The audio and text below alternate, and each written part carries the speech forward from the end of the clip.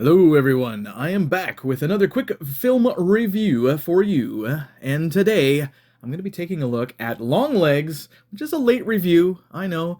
I wish I could have got to it earlier because no one's probably going to watch this review, and that's okay. I'm going to make it anyway because I really like this movie. My best friend Karen and I both went to see this, and yeah, we were pretty freaked out. It was pretty pretty disturbing. They did a very good job.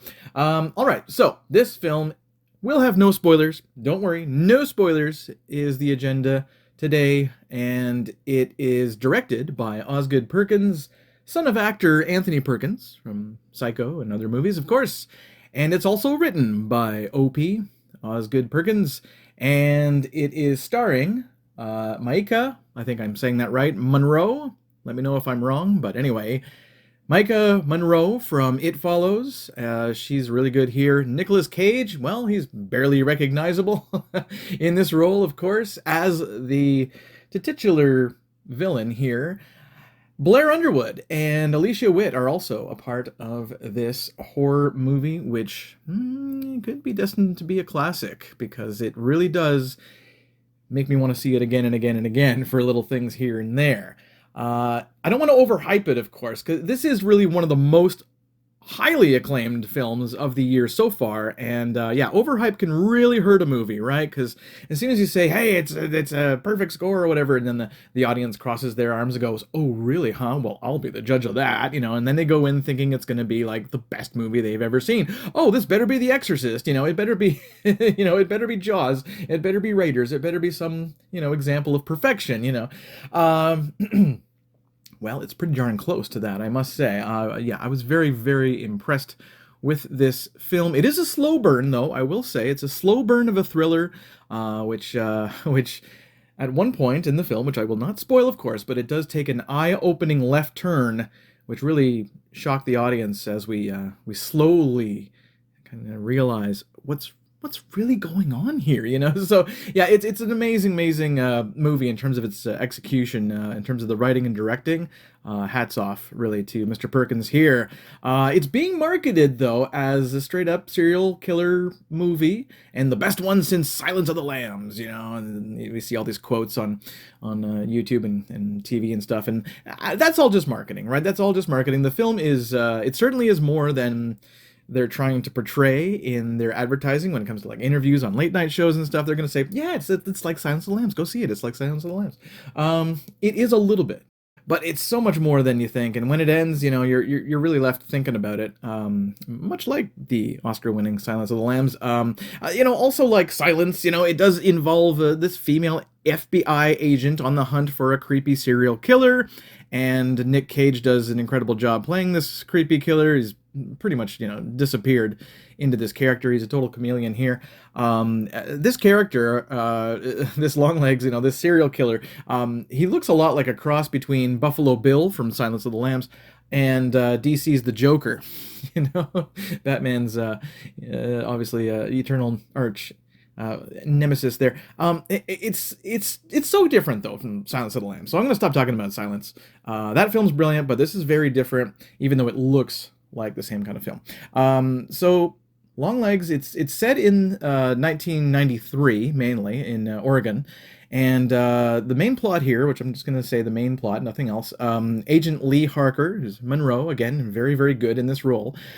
She's also more than she seems, but she's investigating a bunch of murder-suicides that are happening, and it's happening very often in Oregon, and it's obviously that's crazy, right? Like, how could this many be happening? And each case, it seems the father of the family is murdering everyone and then himself, leaving behind this creepy note with a little drawing, and it says Longlegs. So yeah, she's got to figure that out. She's got to piece together all these little clues, and it's very good, in terms of a detective movie as well. It's kind of like the Batman in that way, how he's like piecing together little pieces of information. Yeah, she does the same, and I gotta say again, like Nick Cage plays This man that they call Longlegs, just beautiful. Now I won't reveal the real meaning of the word Longlegs. I won't spoil that. You know, it's not that great when you find out, but I won't say it. This performance though by Cage is actually based on his mother apparently, which it just works out to be this incredibly creepy and memorable performance, and it must be so much fun as an actor to really let yourself go in this kind of a character. You could do things that you wouldn't normally do when you're not covered in kind of makeup and wigs and whatnot. So, yeah, just so much going on in this movie, so much more than meets the eye, with these murder-suicides and they're happening and how it all connects together. So, that's all I'm going to say. It's really nice to see both Blair Underwood and Alicia Witt, from Urban Legend, right? She was the star of that classic horror movie as well. She does a wonderful job playing this. Well, okay, I'm just going to say she plays her mom. She plays Lee's mom. So that's all I'm going to say. But she's really good. All four of the leads here in this film are excellent. I mean, there are some truly disturbing, slow moving, but very effective shots that make you squirm in your seat. The choices of shots here by Perkins is just excellent. I can't stop complimenting the directing here of this movie. It really stays with you. It really does. It's just so well done. Oh, the anxiety it creates. The whole audience was just like, oh my God, So, yeah, little murmurs, little whispers in the crowd, about it. So that's a good sign, especially when you whisper. So anyway, don't be loud. So the way the story unravels, I mean, it reveals itself so well. It's truly incredible the way they did this. It's really smart stuff here. Even though much of your appreciation may depend on how much you like disturbing or unsettling movies. As opposed to jump scares. It may not necessarily be for all horror fans, but it does try to be too many types of horror movies at once. It's really ambitious. So what do I got to say about this to wrap it up? Well, the question is, does it live up to the hype, right? And personally, I think it does, like mostly, right? I mean, no one can say it's a 10 out of 10 and then someone else will go and see it and they'll give it an 8 out of 10, So, that's just how that goes because of overhype. But for me, I can't wait to see it again. That's always a good sign.